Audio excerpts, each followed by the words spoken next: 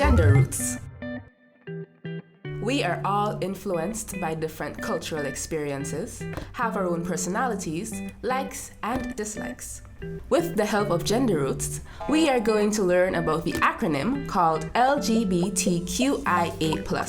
It describes a broad spectrum of differences in anatomical sex, gender identity, gender expression, sexual and romantic attraction. There are many more options to clarify gender and attraction than we may be used to. We are more than what is or what isn't between our legs.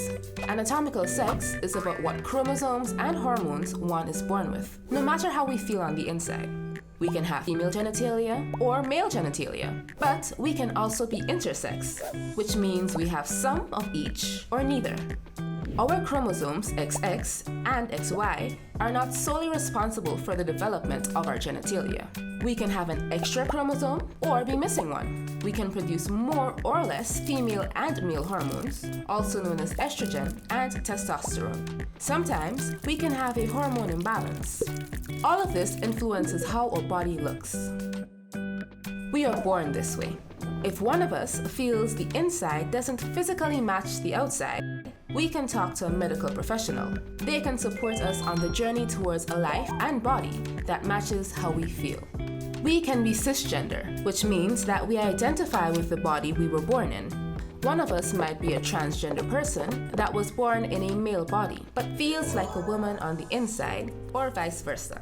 Some people identify with traits of both genders. Others do not identify with one or the other.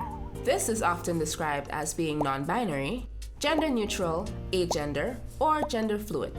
If we haven't figured out yet how we truly feel, we might be questioning, and that is okay. Gender expression is about how we choose to express ourselves. We can express ourselves through clothes, hairstyles, makeup, and how we walk and talk.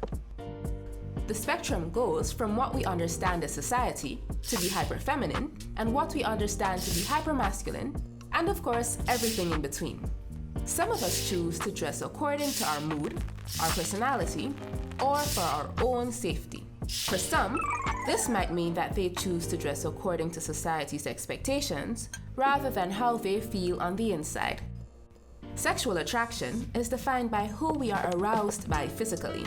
Looking at a person and realizing we would like to have sex with them is considered a sign for feeling sexual attraction towards that person.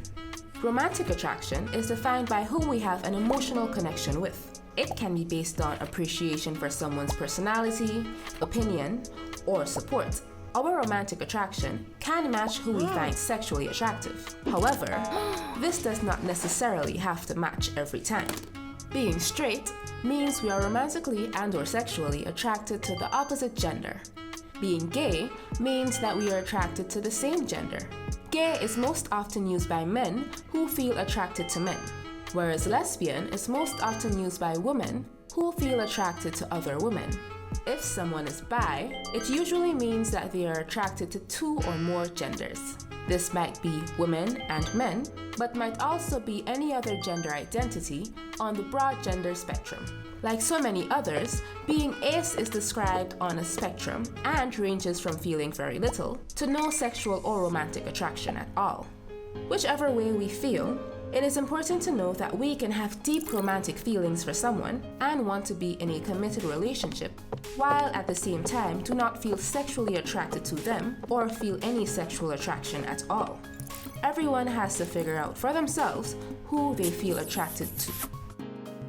As gender roots showed us, others do not define us. We get to define ourselves.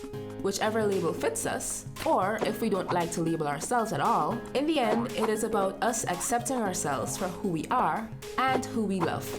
Labels are fluid, and we can reevaluate how we feel and label ourselves at any time.